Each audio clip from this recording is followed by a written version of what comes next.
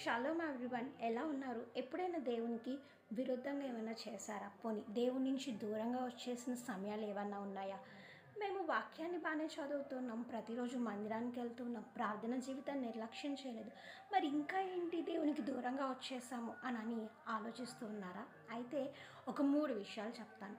మొదటిది, అబ్రహాము బలిని దేవుడు అడ్డగించాడు. రెండోది, యోప్తా బలిని దేవుడు అడ్డగించలేదు. అలాగే కొత్త నిబంధనలోనికి వచ్చినప్పుడు అనన్య సిపర యొక్క అర్పణను, లేదు అంటే వారు చేసిన పనిని దేవుడు వెంటనే ఖండించాడు. అక్కడికక్కడే మరణానికి పాత్రులుగా చేసేసారు.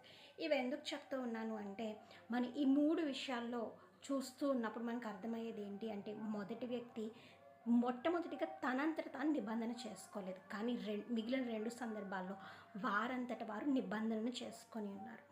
అంటే ఎప్పుడైనా మీరు దేవుని ఎదుట ఏదైనా నిబంధన చేసుకొని ఉన్నారా? లేఖనాలు ధ్యానిస్తూ ఉన్నప్పుడు కానీ, ఏదైనా వాక్యాన్ని విన్నప్పుడు కానీ, నేను ఈ పని చేయను, జీవితంలో దీన్ని ముట్టుకోను, జీవితంలో ఈ పనిని నేను ఎట్టి పరిస్థితుల్లో దేవునికి విరుద్ధంగా చేయను అని చెప్పి, కానీ కాలక్రమేణా పరిస్థితులను బట్టి ఇట్స్ ఓకే, దేవునికి తెలుసు, దేవుడు హృదయాన్ని చూస్తాడు, లేదు అంటే దేవుడు ప్రేమామయుడు, ఇచ్చిన దాన్ని ఏమనుకోరు అని చెప్పి ఏదైనా ఒక నిబంధనను మీరేలాంటి పనిని చేస్తూ ఉన్నారా?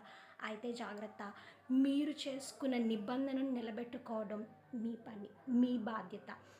బైబిల్ గ్రంథం స్పష్టంగా ఒక మాట తెలియజేస్తుంది, అన్నిటి యందు స్వాతంత్రం ఉంది, కానీ అన్నీ చేయదగినవి కావు. మీ నిబంధన ప్రకారంగా దేనిని మీరు మీరుతూ ఉన్నారో జాగ్రత్తగా గమనించుకోండి. ఖచ్చితంగా మీరు దేవుని ఎదుట చేసిన నిబంధనలో నిలబడి ఉండులాగున, ఆ పనిని పూర్తిగా జరిగించలాగున ప్రభు సహాయం మిమ్మల్ని వేడుకుందాం. ఆమేన్.